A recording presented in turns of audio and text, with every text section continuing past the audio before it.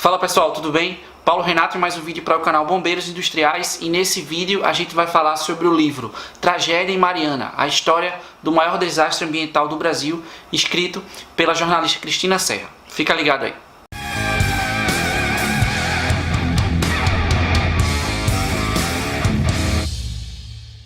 Então pessoal, como falamos na abertura, vamos falar sobre este livro aqui, o livro Tragédia em Mariana, escrita pela jornalista Cristina Serra. E antes que vocês me perguntem, Paulo, cadê o livro? Que você não está com o livro na mão, porque geralmente quando eu trago livros aqui no canal, né, eu geralmente mostro o livro aqui. E a Cristina, ela me enviou o livro em formato digital. Então eu tenho o Kindle, não sei se vocês usam, não sei se vocês já ouviram falar, mas é um leitor digital da Amazon, que é muito legal. Você pode, inclusive, ler livros com ele. Então ela me enviou, né, eu já agradeço a Cristina pela confiança no trabalho que a gente faz aqui no canal. E eu fiz a leitura através do Kindle, por isso que eu não estou com o livro físico aqui.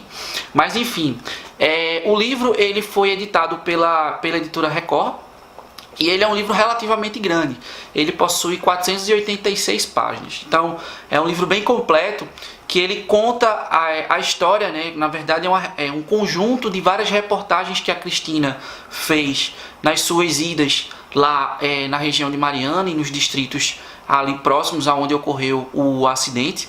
E aí ela retrata não somente as questões das pessoas, né, os relatos das pessoas que estiveram diretamente ligadas ao acidente, sejam elas moradores das cidades de Bento Rodrigues e Paracatu de Baixo, como também as pessoas que viviam em torno do Rio Doce, como ainda pessoas da própria Samarco, que é a empresa, digamos aí, a maior envolvida nesse acidente, como também pessoas dos poderes públicos que puderam investigar e participar do processo, né, de todo esse processo que inclusive ainda está em curso, ainda está em julgamento. Então vamos falar um pouquinho sobre o acidente em si, né? Então, para quem não lembra, mais especificamente em 5 de novembro de 2015, a gente teve o rompimento dessa barragem. Essa barragem, ela é uma barragem de rejeitos que recebe, no caso, os rejeitos da mineradora Samarco, que inclusive, né, já opera há mais de 60 anos aqui no Brasil, e tem outras barragens lá próximas. Essa barragem de Fundão, ela ficava aproximadamente 6 quilômetros da comunidade de Bento Rodrigues, que inclusive é uma comunidade que existe há mais de 200 anos naquela localidade. Então vamos falar um pouquinho sobre as causas, né? Então, uma das causas evidenciadas no livro é em relação às chamadas licenças ambientais. Então, como a gente sabe, grande parte dos órgãos públicos, quando trabalham com esse tipo de questão, principalmente relacionados a grandes empreendimentos, como por exemplo a barragem da Samarco, elas sofrem pressões. Então essa pressão vai desde aquela questão da criação de empregos, por exemplo, que aquele empreendimento pode gerar, como também em relação às questões de arrecadação. Então, grande parte das cidades, Mariana, por exemplo, grande parte da arrecadação da cidade estava relacionada com as mineradoras que tem ali em volta, né? Aquele quadrilátero ferrífero, que é onde a cidade de Mariana está instalada. Então, nas investigações percebeu-se que o processo licitatório ele não seguiu com o rigor necessário, que justamente por conta dessa necessidade de acelerar o processo de construção da barragem, para que se tenha os benefícios aos quais eu falei de arrecadação e principalmente de emprego, não foram vistas as questões principais em relação ao projeto e à operação dessa barragem. Uma das coisas levantadas pelo livro é a falta de um documento chamado de As-Built. O As-Built nada mais é do que um documento, um termo em inglês, que se chama-se conforme construído. Então o As-Built ele serve para quê? Para que quem construiu, no caso, quem construiu lá, mostre tudo que foi feito durante aquela construção. Então basicamente ele conta a história do que ocorreu. Então lá tem um cronograma, lá tem os documentos de referência. No As-Built, por exemplo, tem as justificativas de mudança de projeto que podem ocorrer. Então a gente sabe, né, que muitas vezes o projeto, durante a sua construção, ele sofre algumas modificações. Então no As-Built é aquele local, é o documento onde você vai referenciar essas mudanças e os motivos pelos quais ela ocorreu. Então até hoje a Samarco não apresentou esse As-Built. Então a barragem, né, ela iniciou a sua operação sem esse documento, inclusive. Documento importantíssimo para, né, justamente pelos motivos que eu falei, mostram as condições de construção do empreendimento. Outra causa que pode ter sido contribuinte para o acidente foi o chamado recuo. Então, o acidente ele ocorreu na ombreira esquerda da barragem, na parte esquerda, na sua seção esquerda. E nessa seção foi construído um chamado recuo. Esse recuo é como se fosse um puxadinho, digamos assim, vamos colocar um termo mais popular, para que você pudesse ter maior possibilidade de recebimento de rejeito. Esse recuo foi justamente construído para receber rejeitos de um outro processo, de uma outra mineradora, que era da Vale. Então a Vale também depositava parte do seu rejeito na barragem de Fundão. E esse rejeito, a construção desse recuo pode ter sido uma causa contribuinte para a ocorrência desse acidente, conforme as investigações e também retratado no livro pela Cristina. Uma outra questão que pode também ter contribuído foram os chamados alteamentos a montante. Então, as barragens de rejeito, durante tempos em tempos, elas vão aumentando de tamanho. O processo de alteamento a montante basicamente é o quê? Com o próprio minério que chega na barragem, você vai aumentando a barragem, a própria barragem. Então ele fica parecido com uma pirâmide mexicana, tipo essa foto aqui, tipo essa pirâmide aqui. Então, a partir do momento que vai chegando mais minério, com o próprio minério que foi chegando, você vai aumentando a barreira. Esse processo pode ter sido contribuinte para que os esforços relacionados à base da barreira não suportassem.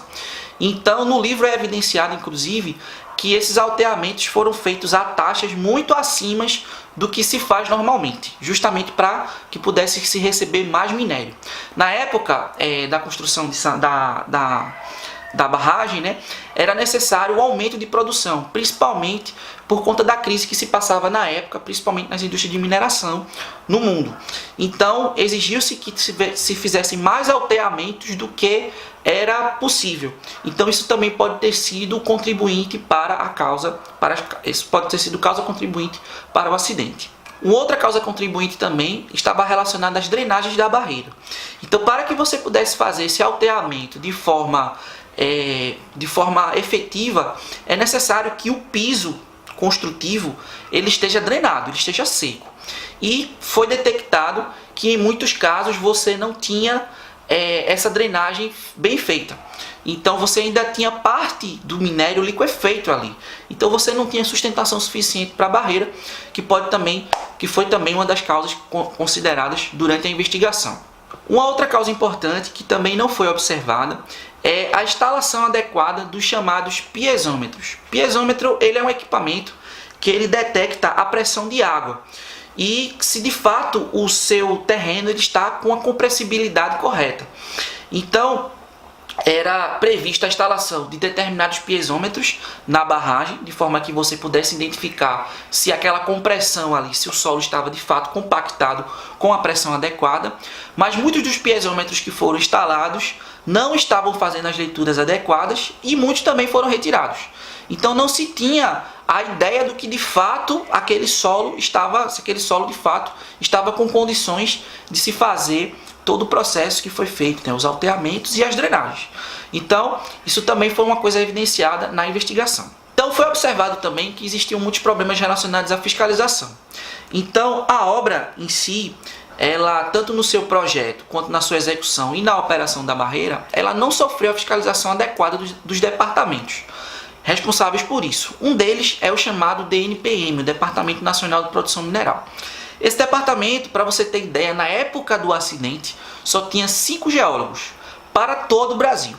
De acordo com o levantamento feito pela Cristina, só em escritórios de lavra, de pequenas lavras, você tem mais de 1000 no Brasil. Então, você ter somente 5 especialistas em geologia para fiscalizar todo esse processo é impossível. Então, como você além disso, existia ainda a pressão muito grande para que a Samarco operasse tão logo essa barreira, existiu esses problemas. Então, depois, inclusive do acidente, foram contratadas consultorias, contratadas mais pessoas para esse departamento, mas enfim, se eles tivessem sido contratadas antes e tivessem tido as condições para trabalhar, muito provavelmente essa fiscalização poderia ter sido mais eficiente e, logicamente, não ter ocorrido o acidente da forma que ocorreu. Uma das coisas também que foi evidenciada na investigação é que não existia um plano de emergência de forma que pudesse avisar a comunidade que tivesse, as comunidades mais próximas, como os distritos de Bento Rodrigues e Paracatu de Baixo, em situações de rompimento. Então não existiam sirenes que informassem a questão do rompimento, não existiam meios de comunicação direta em relação à defesa civil e ao rompimento da barragem, nem como meios de deslocamento mais rápidos para as áreas que não pudessem ser atingidas em caso de rompimento. Então, muitas vidas, né, foram 19 pessoas mortas nesse desastre, poderiam ter sido não poderiam ter sido ceifadas, né? não poderia ter tido esses mortos se tivesse esse tipo de sistema. Então, das coisas que a gente pode evidenciar é que a tragédia de Mariana ela possui todas as características dos chamados acidentes de segurança de processo. Então, ele teve a possibilidade, né? Ele atingiu muitas pessoas, ele atingiu o patrimônio não somente da Samarco, mas de muitas pessoas, já que mais de 200 imóveis foram destruídos pela passagem dos rejeitos. A gente teve danos ao meio ambiente enormes, né? Então, só para ter ideia, rejeitos de Mariana percorreram mais de 600 quilômetros e chegaram até o Oceano Atlântico, atingindo um dos principais rios do Brasil, que é o Rio Doce, né? Atingindo diretamente famílias que sobreviviam em torno dos rios, comunidades, animais, enfim, todas as pessoas que viviam em torno do rio. Para se ter ideia, os níveis de turbidez da água, eles estavam cerca de 10 mil vezes acima daquele que é permitido para o consumo humano. Um outro fato também é que o acidente ele atingiu diretamente a imagem da empresa, né? Então o nome Samarco vai ficar aí durante muito tempo como uma empresa poluidora, causadora de grandes danos ambientais e grandes danos em relação às pessoas também. E outra coisa também é que foi atingiu diretamente a continuidade operacional da empresa. Então até hoje a barragem não voltou a funcionar. Então, pessoal, esse foi mais um vídeo que a gente gravou aqui no canal. Espero que vocês tenham gostado. Existem muitas outras coisas que a gente poderia ter abordado aqui, mas eu procurei trazer um pouquinho em relação à questão da segurança de processo, das causas e também das condições de emergência, do planejamento de emergência da barreira. Mas enfim, se você tem alguma sugestão de publicação que gostaria de mandar para a gente pudesse ler e também pudesse falar um pouquinho aqui no canal, pode mandar, pode entrar em contato com as redes, pode mandar para a gente, será um prazer receber a sua publicação. Também aproveitar, agradecer a Cristina pelo envio do material, para mim foi muito enriquecedor, né? E recomendo a todos a leitura, beleza? Então, desde já agradeço a todos a audiência, quem pôde nos assistir até agora. Então, forte abraço a todos, até um próximo vídeo aqui no canal Bombeiros Industriais.